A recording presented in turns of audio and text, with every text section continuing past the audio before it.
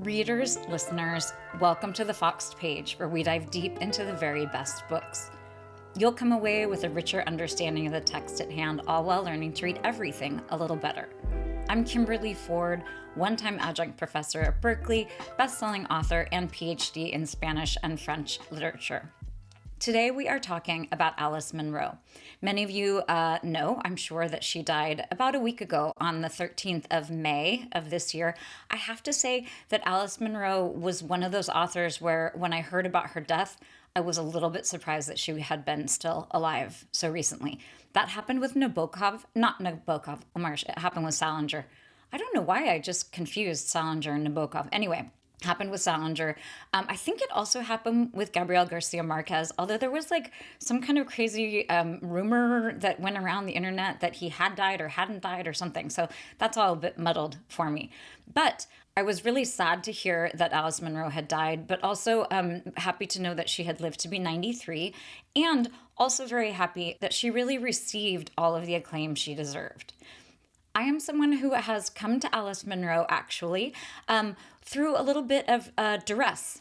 When I was a freshman in college, before we arrived at school, they had us read Lives of Girls and Women. I had just had my mind absolutely blown by Virginia Woolf and To the Lighthouse. And for whatever reason, whatever Virginia was doing really, really spoke to me in a very, very deep way. And whatever Alice is doing in Lives of Girls and Women, it just didn't resonate. So then at some point, probably decades later, I discovered Mavis Gallant. And Mavis Gallant is often known as the other Canadian, which I don't know where Margaret Atwood fits into that whole scenario, but I absolutely fell in love with Mavis Gallant. Spent a lot of time reading short fiction, which is not usually my preferred genre. And so I decided I needed to reapproach Alice Munro. And when I did, when I really took the time and the effort, and frankly, when I read enough of her work to feel like I had sort of, like a working body of information in order to sort of put context and to sort of get to know the universe of Alice Munro, I have to say, I just was absolutely blown away. And I also was left thinking, like, what was wrong with me when I was 18 years old? So it was really fun and really exciting to think about all of these different short stories. I think she has like 10 collections and maybe there are 10 stories in each one-ish. So, we're talking about 100 stories, and they are not short. They are long stories. So it was like an embarrassment of riches. And I realized very quickly that I would be sitting here talking for like 6 hours and like my whole butt would fall asleep. Also, more importantly, it would be too boring for you. Or maybe not boring, hopefully not boring, but it would be too long. So we are going to dive into Alice Munro in a 3-part way. Today we are talking just about the genius of the prose in general. It's really hard to describe to people why Alice Munro is so good. And part of it has to do with structure and her genre and the way that she totally revolutionized the structure of the long short story. That's something we're going to get to when we talk about one of her specific stories. So today, all we're going to cover, I say all we're going to cover, it's a lot. And it's so fun to look at. We're just going to look at the prose and why the prose is just so incredibly well done. All of the examples we're looking at today will come from Lives of Girls and Women. It's supposed to be a novel. Like, people say it's a novel. It's not actually a novel. It's a series of short stories. She talks about wanting to have been a writer of novels, and yet that just never happened for her. And that when she was writing Lives of Girls and Women, she understood that the goal was to write a novel, but the only way that she could do it was essentially by chopping it into very discrete parts, at least in her own mind. I loved this. I am a big fan of like the interlocking stories, or however you want to think about them. I loved like coming across a character for the first time and then coming across them later in sort of some other context and some other kind of universe. I thought they were so well done. I also appreciated the fact that in many ways, these are absolutely standalone stories, and I really hats off to Alice Munro for not having felt like she needed to sort of buckle and put them into some sort of novelistic package. We will have another session where we will talk more specifically about some of the themes, for lack of a better word, that we do see in Lives of Girls and Women, and frankly, that we see all throughout her fiction. And then we're going to dive really deeply into a story called Silence, because I really think that looking at the structure of one of her stories opens up the idea of the structure of all of her stories. So this is the first of 3 installments. You can look forward to those coming soon. So for those of you who like an agenda, we'll talk a little bit about the biography of Alice Munro. I have to say, I did have a reader comment recently about how I had mistaken Joan Didion's death date. I said 2001 when it was 2021. And I'm just going to tell you guys, I often say this, caveat emptor, the facts of people's biography are not the thing that I am chiefly concerned with here. So there may, in fact, be some discrepancies. Also, honestly, in the course of 90 minutes, which is what you hear often. In fact, that's like the course of like 2 hours of raw footage. I get so excited. Sometimes I just get going. And frankly, the 2001 was like a verbal typo is what that was. So I apologize if you're looking for like historical facts, but do check my historical facts because those are not perhaps watertight. I do take pride in the quality of my literary analysis. So that's why we're here, people. Also, the enthusiasm. We are here for my deep, deep and abiding love of literature. So we're going to talk quickly about her biography. Then we're going to talk about the prose in the following ways. The syntax, some of the verisimilitude and the kind of mimesis, which I will explain those when we get to them. We're going to talk about verb tenses and modes and how those often make the work feel very immediate, even though it is purportedly in the past tense. We're going to talk about figurative language. We're going to talk about rhetorical questions, which usually I don't like, but Munro is just an absolute master. We're going to talk about dialogue and glosses. Glosses are just the attribution. It's sort of, he said, she said, that kind of thing. And then we're going to talk about this use of juxtapositions that I think is one of the really, truly masterful things. And it's sort of a broader concept that we will end with. Okay, Alice Munro was born Alice Laidlaw on July 10th, 1931. So beginning of the Depression, and the Depression, in fact, features pretty heavily in her work. She was born in a small town in southwest Ontario called Wingham, and this small town is incredibly important, both in terms of like this place and this geography that really shaped her, but also in terms of this space that she goes back to, this sort of almost mythological space that she is kind of mining for almost all of her writing career. She was married in 1951 when she was 20 years old. She had gone to high school, which was not a given, and then in fact won a scholarship for 2 years at a university in Canada, but they could only afford the 2 years. And so at the end of that, she married Mr. Munro. They had 3 daughters. The second of which, those daughters were born in 53, 55, and 57. The second of which, Catherine, was born and then died the same day of a kidney problem. So she had the 3 daughters. And at one point there was a story, I think in the Toronto Sun. That's just like off the cuff, people. I mean, I read this not long ago, this biographical information, but I don't have that in my notes. So don't take my word on that. But I do have the headline here, which is the far more important part. It says, "Housewife finds time to write short stories." And there is a picture of Alice Munro with her 2 daughters. And in fact, she doesn't really look that happy. For those of you watching the YouTube, I will throw up that picture. But it's interesting to me how, all through her life in interviews, Alice Munro talked about how guilty she felt about not only shirking household responsibilities and shirking any parenting duties, but also even just shirking like a phone call from a friend later in life. So I think she had this enormous sense of responsibility for other aspects of her life. She also mentions in one of these interviews that was one of the reasons that she never wrote a novel, was because she could sort of manage to sort of pull herself out of her domestic life for like a month at a time and write a story. She said it would usually be like a month or 6 weeks, which is a crusher. For anyone who's tried to be a writer, to hear that Alice Munro could write a story in a month to 6 weeks is like You can't believe it. But she did not feel like she had like the psychic kind of space and physical space and time to really dedicate herself to the adventure of a novel, that kind of sustained energy it would take.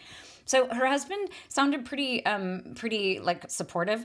A lot of this is coming from Wikipedia, if it's not coming from an interview. Apparently, they opened a bookstore in Victoria, and it's called Munro's Books, and apparently it's still there, which part of me was like, I should have a pilgrimage. I should have some sort of pilgrimage. And then I remembered that like there are a lot of other writers that I would rather have pilgrimages about just before. It's not that I don't want to have a pilgrimage to her bookstore. It's just that there are some other things that might happen first. I do love Canada. I love Canadians. My grandmother spent a lot of time, she lived in Vancouver for a long time, and my dad actually went to a somewhat questionable boys' boarding school when he was in second grade, from second grade on, that was in British Columbia. So I feel like my family, you know, we've got some roots. We've got some roots up there in the western coast of Canada. So in 1972, Munro divorces Mr. Munro and goes to work at the University of Western Ontario, where she met and married a guy named Gerald Fremlin, and was married to him. That was in 1976, I believe. Married him and was with him until he died in 2013. He was 88. So very importantly, her career got off to a little bit of a slow start. She published something when she was just in, I think maybe university, but like certainly early on, published a story, had some success and kept having success. But you know, the short story genre has never been as big a market as the novel. She did, in fact, get all sorts of recognition. So she got sort of the Man Booker Lifetime Achievement Award. She also, in fact, won a Nobel. She won a Nobel Prize for Literature. I'm so glad that well within her lifetime, she was recognized as just being this incredibly important figure in, you know, the English language body of literature. Also, it's very important the way that she elevated the short story. I mean, the short story's popularity has waxed and waned, frankly, just like mostly waned. I mean, there are times, I think in the 70s, anyway, there's some different times when short stories have been slightly more in vogue than others. But now with the loss of all the small magazines, the literary magazines, and even the glossy magazines don't carry fiction anymore. So as short fiction is kind of gone by the wayside, she keeps, has for a long time kept it on the map. Okay, when she won the Booker Prize, one of the quotations was the following, that she earned it for bringing as much depth, wisdom, and precision to every story as most novelists bring to a lifetime of novels.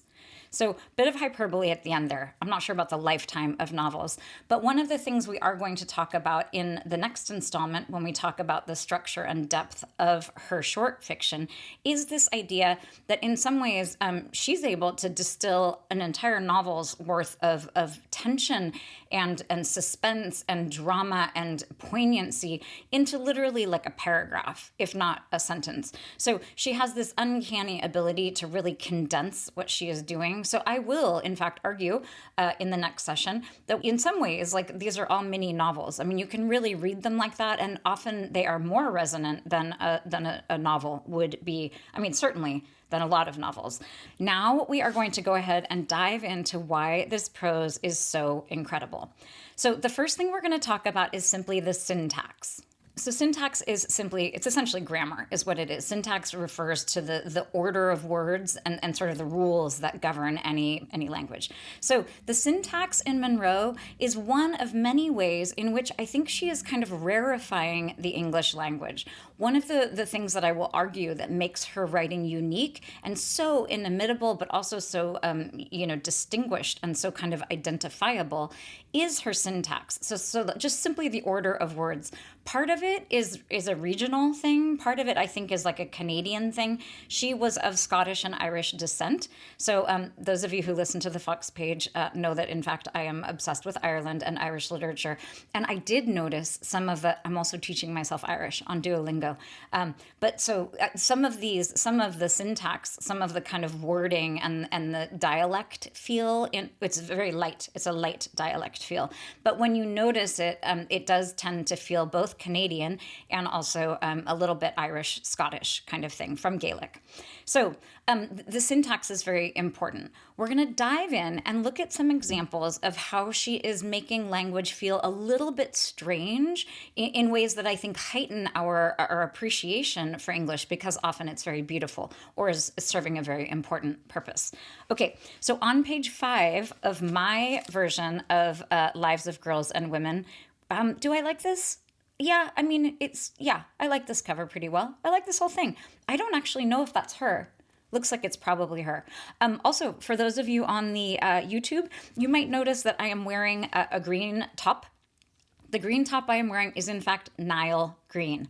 So there is a woman in the Lives of Girls and Women who is an American, and she comes up to this little town, and the young American's name is Nile, and she in fact has her fingernails painted Nile green, and her clothing is Nile green. I think we are meant to ask ourselves whether her name was in fact actually Nile and was spelled Nile. Part of me wonders if that was some sort of like a little bit of a fantasy of young Dell, who was very impressed by this. And I listened to a Fresh Air interview. It was not with Terry Gross. And she was asking about how all of the Americans who are in this Canadian body of literature that Alice Munro is churning out up there, that all of the Americans seem sophisticated and really well dressed, which I thought was such a rude question. Like, it made it sound like the Americans in the books are the only people who are well dressed. I thought it was quite presumptuous. Alice did in fact say that clothing is important to her, and certainly that Americans had more clothes, I think is what she said. So I didn't know what Nile green was. Like, I can't really picture the Nile. And if I did, it would not be this color. It would be like, a browner color.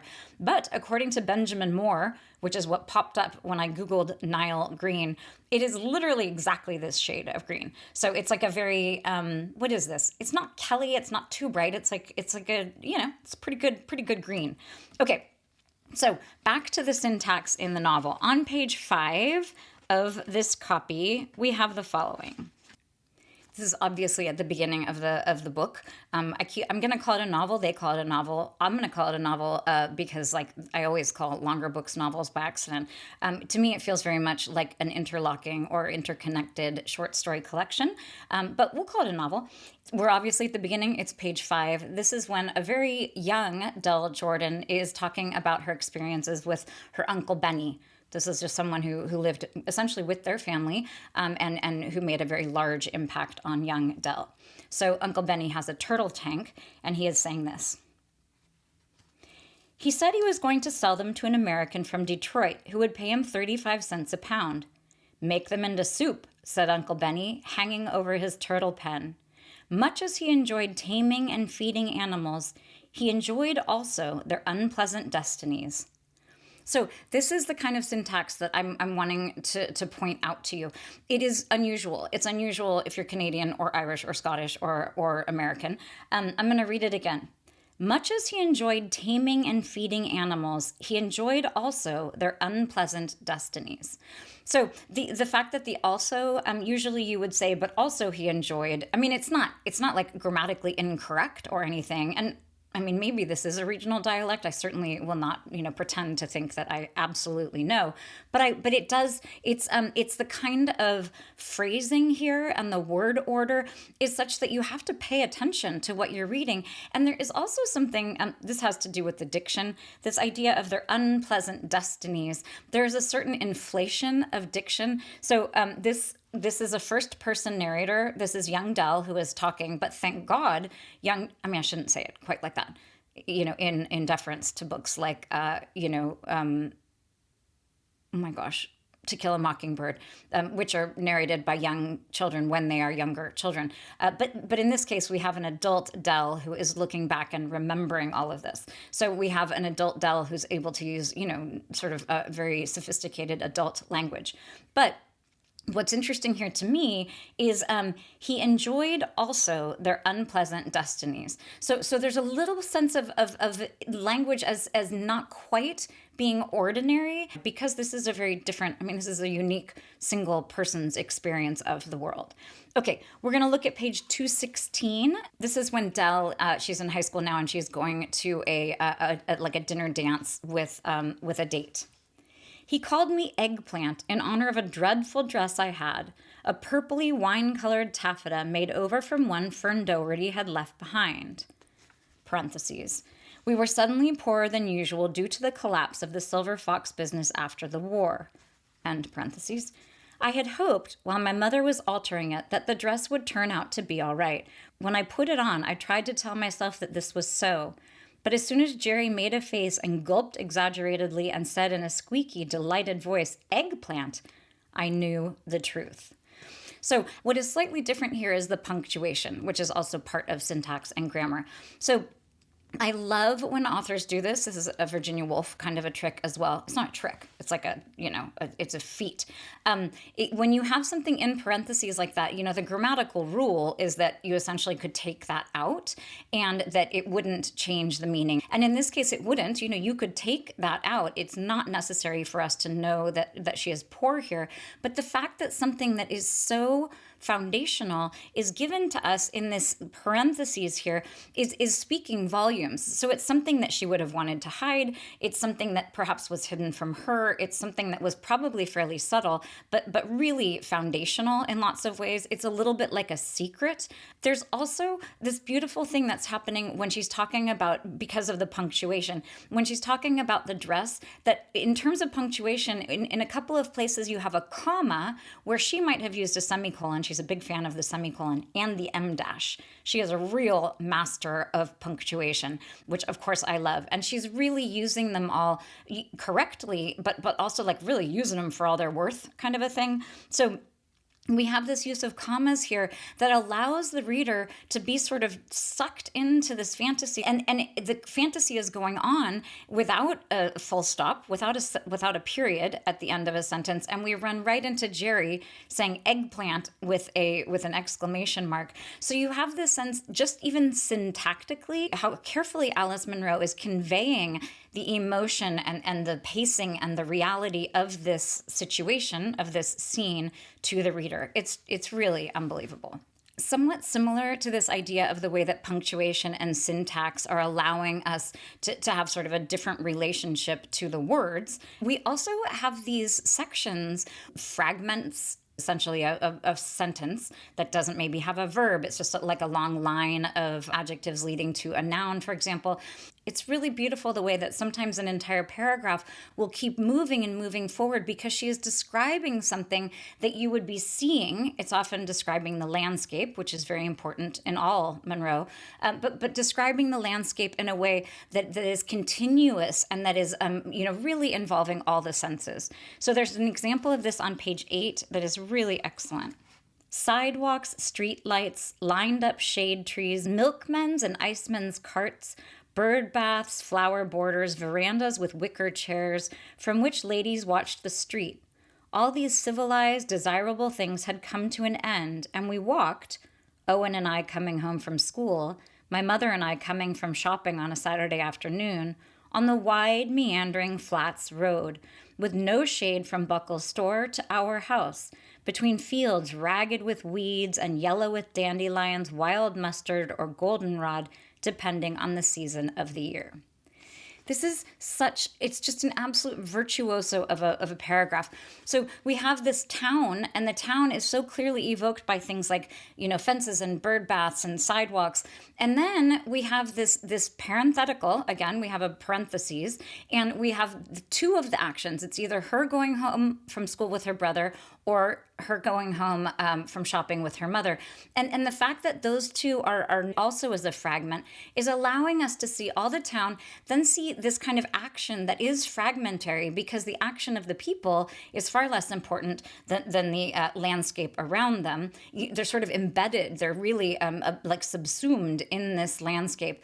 And then as soon as they get to the end of the town, you have this radical change. And instead of things like, milkmen's carts, we now have this idea of yellow with dandelions, wild mustard, which is also yellow, goldenrod. So just even the evoking of just those colors is showing us that there's some sort of uniformity. It's all yellow. There's some kind of uniformity, but also for her, there's a lot of texture to this landscape because, in fact, she has grown up in both of these worlds.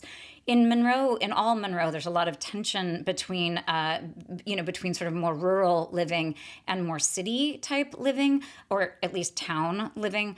It's a tension that's very important, and certainly very important in the lives of girls and women. Okay. So now we're going to look at Munro's use of verbs, verb tenses, and their moods. So she's an incredible employer of the conditional, which we will take a look at. But one of the things that she does, the vast, vast bulk of this book and most of her writing is in the past tense. But there are occasional times where she lapses into the present tense in a way that is absolutely masterful. I mean, this is kind of like rule number one in any writing program, or even when you're in school, they will teach you have to stick to one tense. You can't be going back and forth with tenses. And she doesn't do it very often. And when she does, it is so meaningful and poignant. So if we look on page 173, this is when Del Jordan is young, and she and her friend Naomi are feeling competitive with the queen bees. Did we hate those girls to whom we were unfailingly, obsequiously pleasant? No. Yes. We hate their immunity, well-bred lack of curiosity, whatever kept them floating, charitable and pleased, on the surface of life in Jubilee. So this idea of we hate their immunity, first of all, there's something about that we there that draws the reader in. And the reader, you don't have super strong feelings about these queen bees, but you certainly understand that type of person. And you certainly understand Del's feelings about them. But this idea of we hate their immunity, there's a presentness there. It's obviously in the present tense. And what that does is it brings the whole story into the present in a way, grammatically, but also otherwise, sort of psychologically. It's as if they are still hating them. And this is not usual, to have, it's not unheard of, but it is not usual to have these kind of incursions of the present tense into a piece of writing that is almost exclusively in the past tense. We have another example on 231. This is when she is at the revival meeting and is making contact with this mysterious boy who she has not seen before. My shoulder was grazed by his arm, parentheses. It is like fire, just as they say, end parentheses. And he slipped into place beside me. So this idea of grazing and slipping is also so good. It's very kind of sexualized in lots of really, really great ways. My shoulder was grazed and he slipped into place beside me. All of those sibilants are so suggestive. It's just amazing. But what's most interesting to me at this juncture of the lecture is the idea of it is like fire, just as they say. So you have the present tense here. It is just like fire. Again, this present is bringing it to the present. This moment is still alive for her. And I do think it makes it slightly more alive for the reader. It also, in this case, speaks to kind of a truism, that it feels like fire when you are touched by someone physically that you love as an adolescent. But also the idea of as they say, you have this idea of the community, and you have this idea of like a received notion, but one that is in fact being corroborated here by her own personal experience. It's so well done syntactically. It's amazing. We also have this way where she will have fragments that are usually in the gerund form. So it will be like, skating, breezing, skiing, that kind of thing, ending with an ing. She'll have those kinds of verbs in a fragment, and they can feel, in fact, very much like they are in the present tense, even if the rest of the paragraph around them is in the past tense. So it's another way that she's making things feel present. So we can take a look at that after the death of her Uncle Craig. Where was Uncle Craig this while? Typing undauntedly behind his closed windows and pulled down blinds. So you have a fragment here. There is no verb, so it's not a complete sentence. But it feels like there's a verb because, in fact, you have this gerund. typing undauntedly behind his closed windows and pulled down blinds. It's so good. He feels so immediate to the reader because, in fact, he feels immediate to her. This is during the wake, and she doesn't want to know where the body is. So, and this idea of undauntedly, we're going to talk soon about adverbs, but Alice Munro's use of adverbs is just like, it's so masterful. Often it's very funny. It's so, so good. And here, the idea of typing undauntedly, but also he's dead, so like this idea of typing undauntedly is really flying in the face, in fact, of mortality. Okay, we have another example of this on page 173. So this is when Naomi and Dell are up to no good, and Naomi is in fact daring Dell to pretend like she has cerebral palsy. The honesty in this book is unbelievable. I mean, a lot of what they get up to is like not particularly nice. That's not true. Just like occasionally they get up to some mischief, and the honesty and candor with which it is described is just part of the absolute thrill of reading these books. So this is when Dell is in fact, has been dared to act like she has cerebral palsy, which she is doing. And then a man comes by and is Dr. Comer, in fact, he's a doctor, is coming by and is not impressed. What is this performance? A fit, sir, said Naomi plaintively. She's always having these fits. Making fun of poor, helpless, afflicted people. The bad taste, the heartlessness, the joy of it. So this idea of, you have this little scene set up, and then she has this kind of distillation of what it is that's so engaging. And again, here, because there isn't a verb, because these are fragments, you get a sense that this pervaded everything that she and Naomi did. It doesn't just apply to this one case. And my thesis here is that this, both the use of the gerund, the ing form, and also the lack of a verb and just the piling up of nouns or adjectives, it does make things feel more present because they are not, in fact, in the past. They're either timeless or they are hooked in a way that is, or it's a verb that is, in fact, letting us know that it's kind of this eternal thing. Okay. Another way that she makes things feel sort of timeless with verb tense is her use of the conditional. So the conditional is this idea of like, I would, or would you do this, or how would you do that? So when you're talking about the conditional, it's the same if you're talking about in the past or if you're talking about it in the present. So if we look at pages 166 through 168, this is one of the many times in the book when Dell is asking sort of these hypothetical questions, and often they are in the conditional mood. Who but my mother, in her staunch and dreadful innocence, would show us all a picture like that? So you can imagine yourself saying this in the present tense. Like right now, I could say like, who would show you that? Or you can say it in the past. So this idea of the conditional here makes these things feel totally immediate because in fact, they are not in the past tense. The final way that Alice Munro makes these things feel timeless is simply with word choice. So we're going to look at just a couple of very quick examples of that. It seems subtle, and it is in fact subtle, but I think it's very impactful. So on page 8, this rickety wooden store, so narrow from front to back it looked like a cardboard box, stood on end.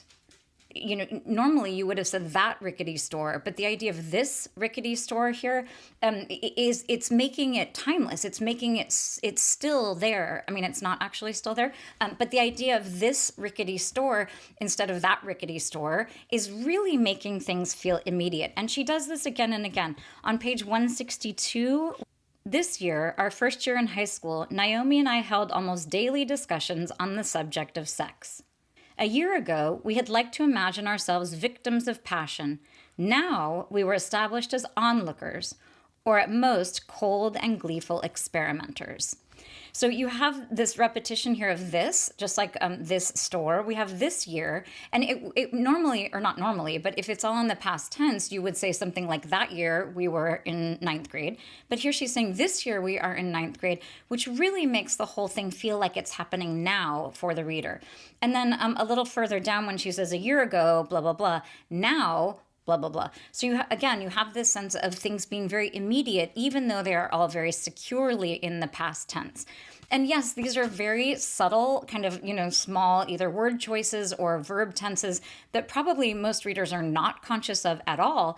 But in trying to understand why the work is so timeless and feels so immediate and honest and candid, a lot of it, I think, does have to do with these very subtle syntactical or verbal decisions that Alice Munro is making. We're going to move on to talk about figurative language.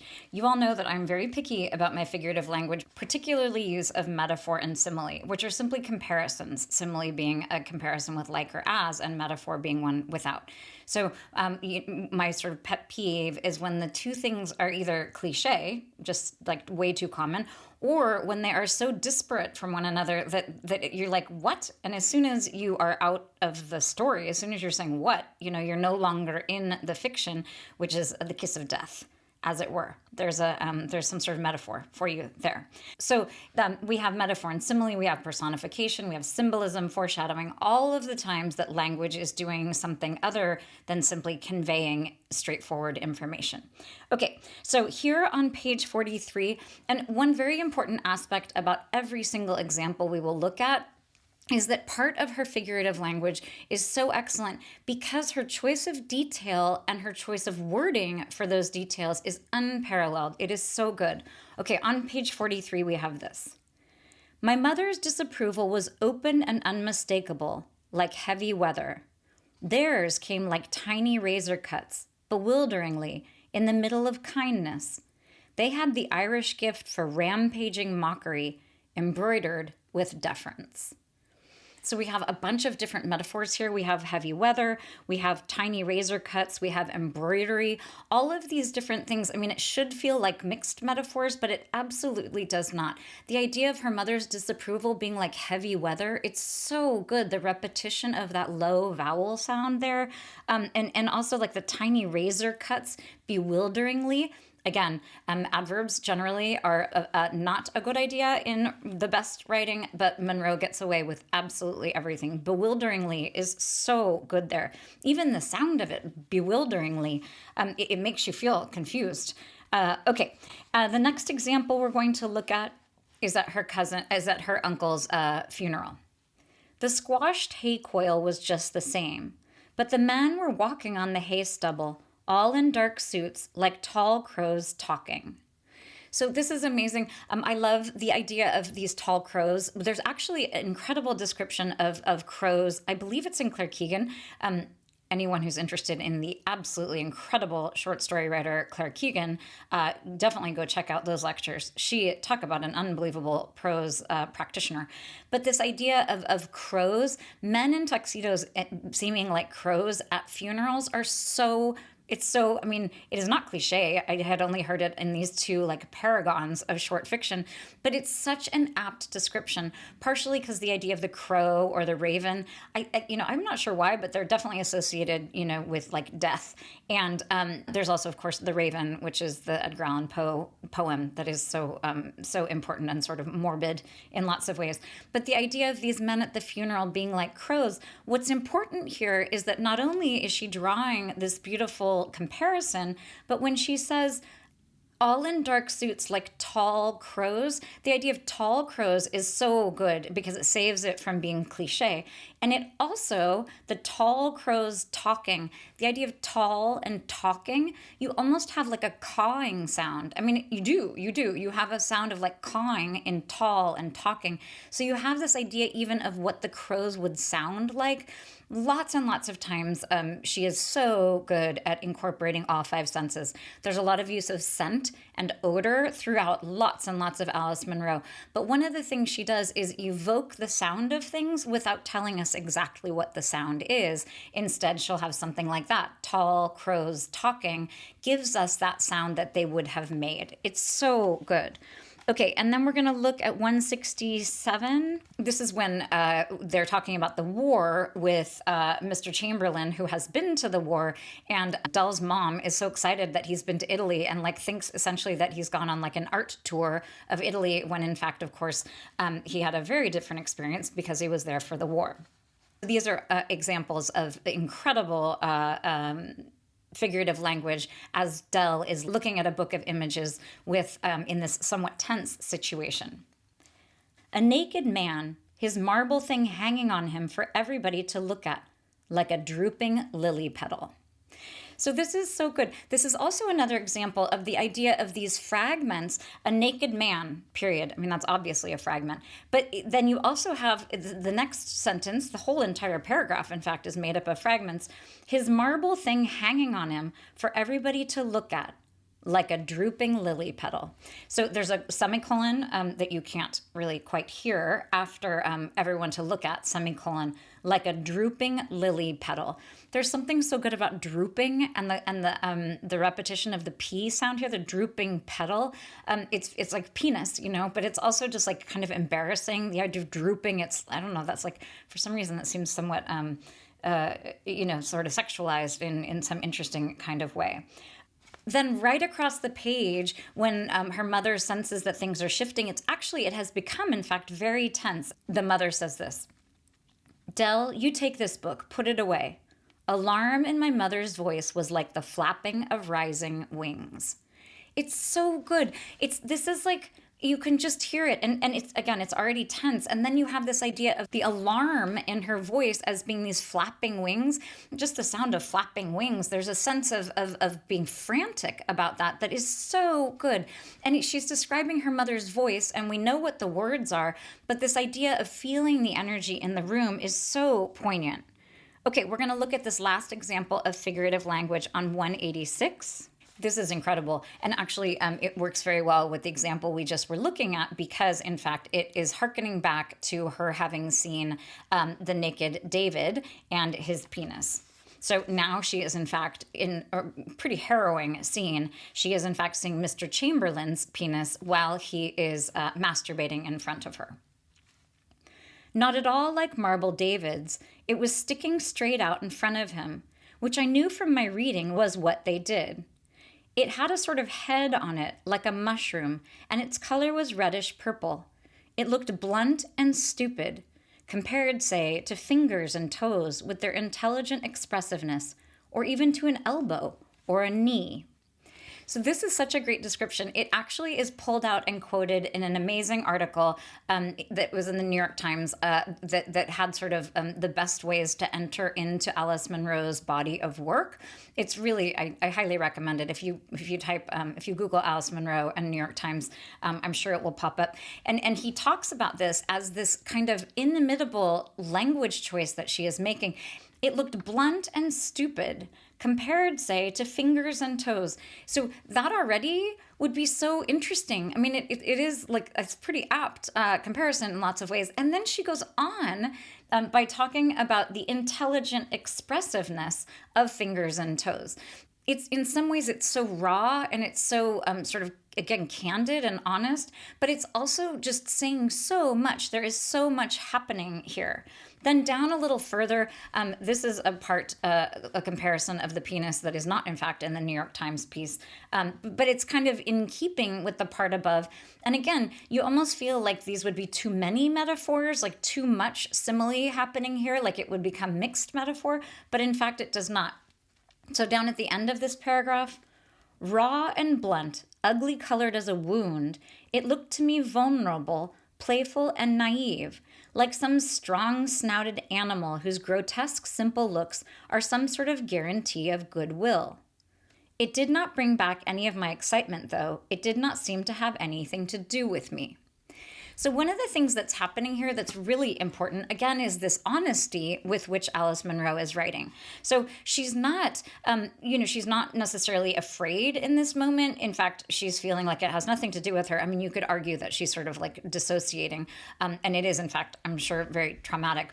But she is, at least, on the surface here, saying to us that it looked to me vulnerable, playful and naive, like some strong-snouted animal whose grotesque, simple looks are some sort of guarantee of goodwill. So we have this sense that this entire interlude with Mr. Chamberlain, as much as it's very tense for the reader because you're very worried about what is happening, but on some level, Della is very curious about these things, and in lots of ways, her curiosity is being somewhat satisfied here because at least she is getting to see, what a penis looks like. The idea of a strong snouted animal, it's so unusual that really, but I think so apt that part of the kind of the unique nature of the words that she's choosing is really part of why, in fact, it works so well. We're going to move on now and talk about rhetorical questions. This is another element of her prose that I just think is so powerful. And I mentioned before, I am not a huge lover of the rhetorical question. Oftentimes I'm like, wait, just tell me what you think. I don't want to hear your musings. But in this case, it often worked. And we're going to read a couple examples and I will tell you why, in fact, I think it works so well. So on pages 88 and 89, what had happened to Miss Rush, then, with her beauty and her embroidery and her piano playing? She had married rather late and died having a baby. The baby died too and lay in her arm like a wax doll in a long dress. My mother had seen it. So you have this idea of this rhetorical question, and then in this case, we do in fact have an answer. And this is an example of that kind of condensed, incredible Munro fashioning of language, where we have an entire novel that is told to us in this very brief paragraph. We have this kind of well-esteemed woman, and then the idea of what will happen to her. I mean, that's a question we could ask of any one of these people. And in this case, we in fact know that she has met a very tragic end, and it is stated in this very clear way in answer to a question that the child would have had, and that the reader may or may not have had. But in fact, it's very powerful when you expand beyond the scope of the story and realize that sometimes a rhetorical question will be answered with, what is essentially an entire person's fate, just kind of sealed in this very quick moment, which is in part of the reason why her stories feel so expansive. Okay, this is on page 128. This is that terrible part when they are maybe having to put their dog down and the younger brother, Owen, is wanting to know how to pray. Seeing somebody have faith close up is no easier than seeing someone chop a finger off. Okay, so first of all, I mean, that is a crazy comparison right there.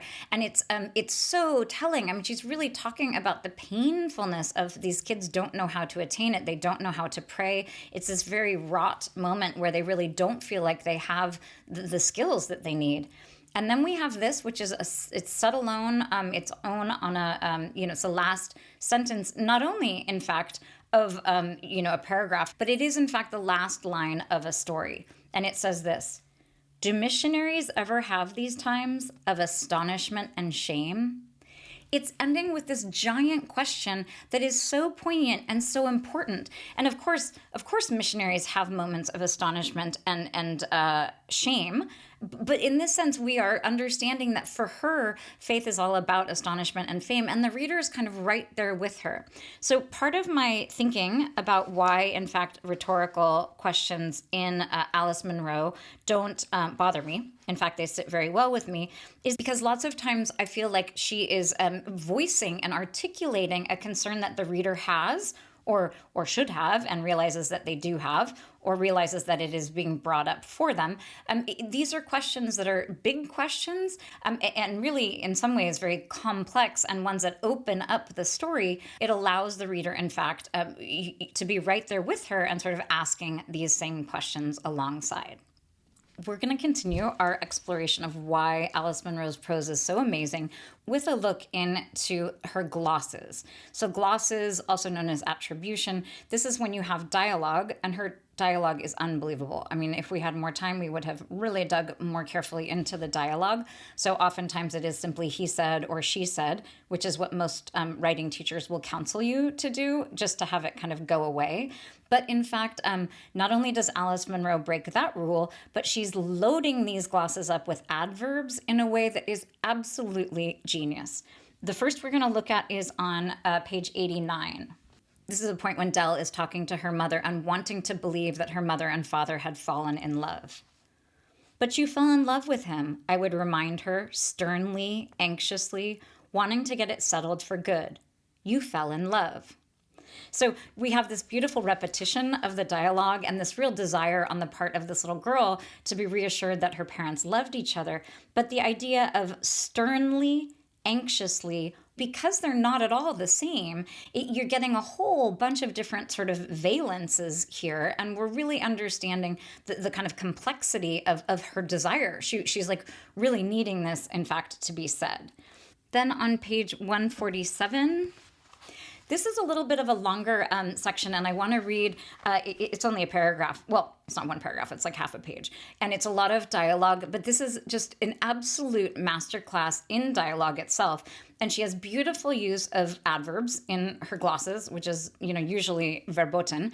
And then the other thing that we have here is that lots of times in her glosses, she will have an action that not only is doing the work it needs to do first and foremost, which is remind the reader of who is speaking, but she will take advantage of to really develop that character.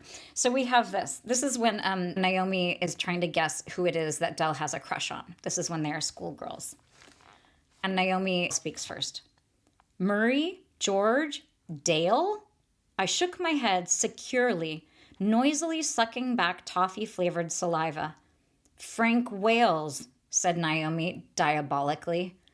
Diabolically. It's so good. It's like such a good gloss. I wouldn't mind him, I said in a careful, subdued voice. Frank Wales. Well, I wouldn't mind Dale McLaughlin, said Naomi defiantly and quite surprisingly, for she had kept her secret hidden better than I had mine. She hung her head over a snowbank, dribbling, and gnawed at her toffee bar. I know I must be crazy, she said finally. I really like him. I really like Frank Wales, I said in full admission. I must be crazy too. After this, we talked all the time about these two boys. We called them FAs. It stood for Fatal Attraction. There goes your FA. Try not to faint. Why don't you get your FA some Noxema for his boils? Ugh. I think your FA was looking at you, but it's hard to tell with his cross eyes. So I read that last part just because there is so much amazing humor, and it feels so now, even the use of ugh, I mean, it's just like, it feels so modern. And the idea of this kind of relentless teasing between the two of them, and again, a little bit of cruelty, which is so, it makes them feel so real. But this idea earlier on, of course, there was Naomi, said Naomi diabolically. But then we have, I said in a careful, subdued voice. And then a little further down, said Naomi defiantly and quite surprisingly, for she had kept her secret better than mine. So you have this gloss, and these adverbs in this case are really telling us a lot. I mean, we're surprised the same way that she is. But then I love this. She hung her head over a snowbank, dribbling, and gnawed at her toffee bar. So you have this sense, too, of these actions that are occurring. And we have in the very beginning, I shook my head securely, noisily sucking back toffee-flavored saliva. These very kid-like things are happening, and she's describing them, in fact, with language that is fairly sophisticated, toffee-flavored saliva. I mean, saliva is not a kid word, but you have this idea of them doing this very kid-like thing and being sort of gross and also not caring and being very intimate and very kind of vulnerable with each other in the midst of making these confessions about who they love, but again, with amazingly telling and interesting actions and also adverbs throughout all of the glosses. The last example we're going to look at is page 207 and 208.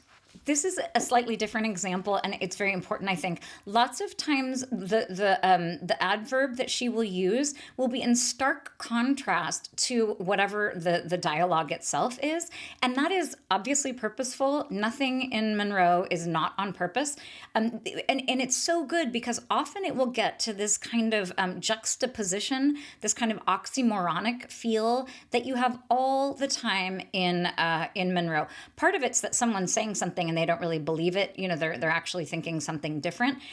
But oftentimes it's because both of those things are reality.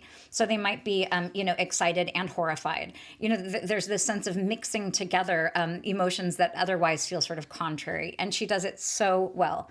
So on page 207, we have this. This is when they're a little bit older and Naomi has, finished with her high school career and they're out with some young men. Don't be filthy, said Naomi happily. So again, just this idea of like, don't be filthy sounds like totally admonishing someone. It sounds like actually kind of harsh and mean, but in fact, she said it happily. And then a little further down, the guy is like, oh, rub my back. And she's like, oh, go buy some liniment. And he says, will you rub it on me? Sniffing Naomi's hair. Rub it on me good. So the reason why I mentioned that is this sniffing Naomi's hair is the gloss that we are given to remind us, in fact, that this is, this young man talking. He's actually kind of a lout. He's kind of this gross guy. But you and you're getting a sense of like the physicalness, and there's not a lot of physical description of what's happening here. So it's very important to have that snippet in the midst of this kind of yucky-ish kind of interaction that they're having, where he is sniffing her hair, which is unusual and interesting and also kind of gross. This is the last one we're going to look at on page 42. This is another example of this kind of thing that feels like a contrast, but in fact is not a contrast. So this is when a couple of Dell's aunts come and visit their family. And in fact, they are the sisters of her father. So they are the sisters-in-law of the mother figure. And there's not a lot of love lost between the sisters-in-law. So the two sisters-in-law are very kind of judgy of Mrs. Jordan. So what we have here is this. She's talking about one of the aunts. She went out and found a neglected flower bed and knelt in the dirt in the hot midday sun, pulling up weeds. That flower bed I just don't care about anymore. I've given up on it, called my mother airily, warningly, from the kitchen door. So this idea of airily and warningly, it sounds contradictory, but it's not. I mean, you can, it's a little hard to imagine that, but it's also, we're understanding full well that the mother is trying to be kind of breezy about the whole thing, and yet there is a certain warning in her voice. The depiction of the mother is so interesting all the way around. It's just such a deep and I think sort of perceptive description of this woman and the sort of difficult mother-daughter thing that they have going on.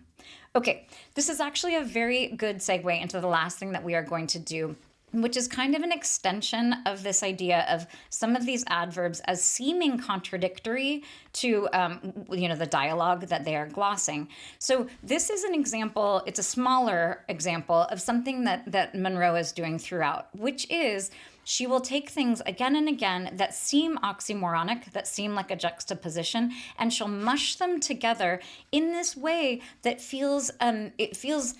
it makes it feel like you have somehow gone beyond like very black and white judgy thinking, and you are somehow accepting that you can feel all sorts of things at the same time, that there's a certain complexity to reactions and to reality and to emotions and even actions that are unavoidable and actually are fine.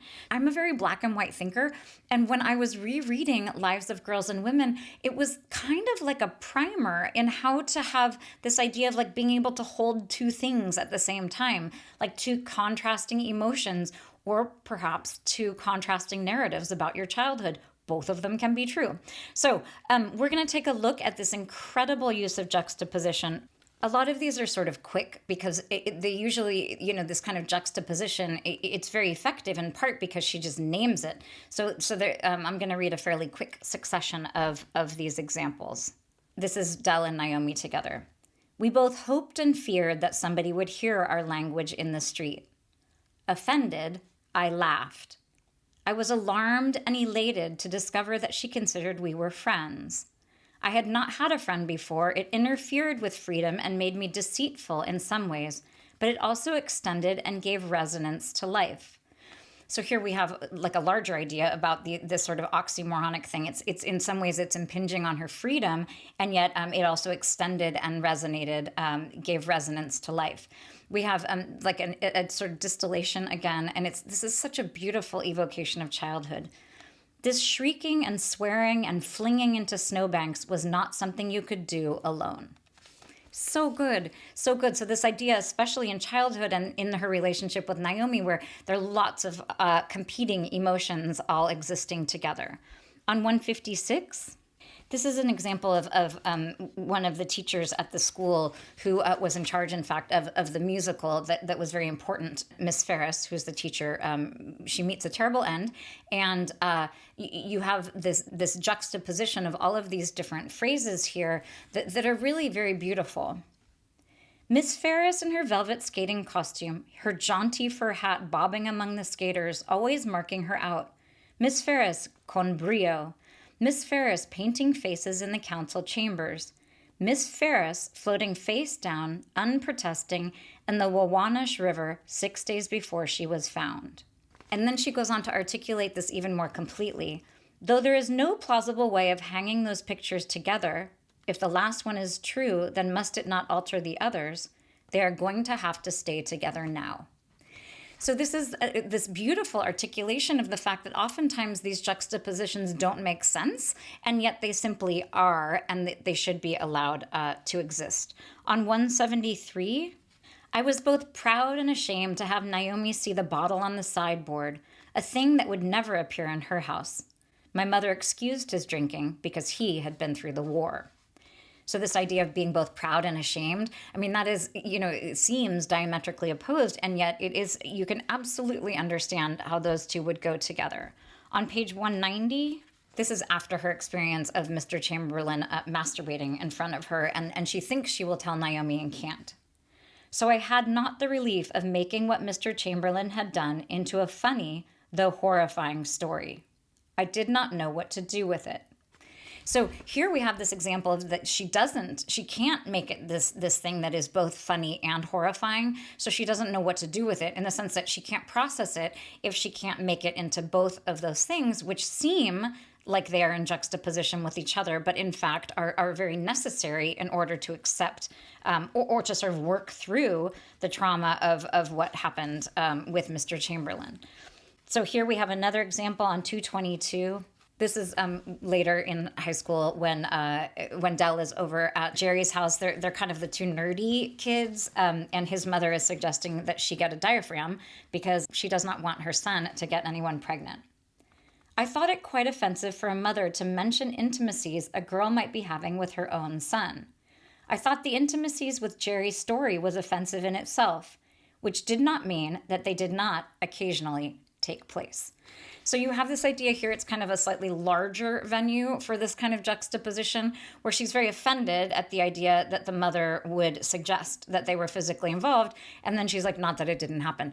So we have this kind of, this isn't quite a verbal juxtaposition, but it's simply the idea that it's offensive and it's also happening. And then right across we have this, I felt absurd and dazzling. That is so beautiful. And in fact, in that case, it is the two words, it's the word choice here that is so unbelievable. Absurd is like such a good way to describe absurd. Like, it sounds absurd. It just seems awkward and like, I don't know, kind of bawdy and kind of gross. And then dazzling is like so dazzling. It's like, it's almost like an onomatopoeia kind of thing. And in juxtaposition, absurd and dazzling they're so contradictory and so good linguistically, and also obviously in terms of what they denote and connote. It's so well done.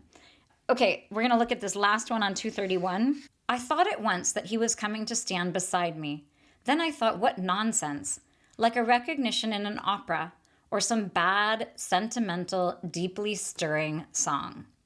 So I love this, and this may be a good place to end. This idea of a bad, sentimental, deeply stirring song is so good. It's like this real statement of how we can have these kind of messy, contradictory, confusing reactions and takes on things, and yet they survive, and we can have them all at the same time. We can think that something is bad and also incredibly stirring. It's so good to have her articulate all of these kind of oxymoronic pairings that she's putting together for us. So that is how we are going to close our discussion of the incredible prose of Alice Munro. Again, this is part one of this three-part series. We'll talk later more about the sort of the meat, like the more of the material of Lives and Girls and Women. And then we're also going to talk about the structure and sort of delve more into the idea of the short story when we take a look at Silence, which is in the collection Runaway. But I really wanted to begin with this idea of why the prose is so excellent. If you're not someone who loves Alice Munro, if you haven't ever read Alice Munro, hopefully this will give you, or if you have, even if you're a real devotee, hopefully this will give you a sense of why it is that the prose is so amazing, why this woman has won all of these many prizes, including, in fact, the Nobel Prize for Literature. So I want to thank you very much for giving me an excuse to really dig into the reasons why Alice Munro, after kind of a slow start, finally really did resonate with me. So thank you for listening and happy reading.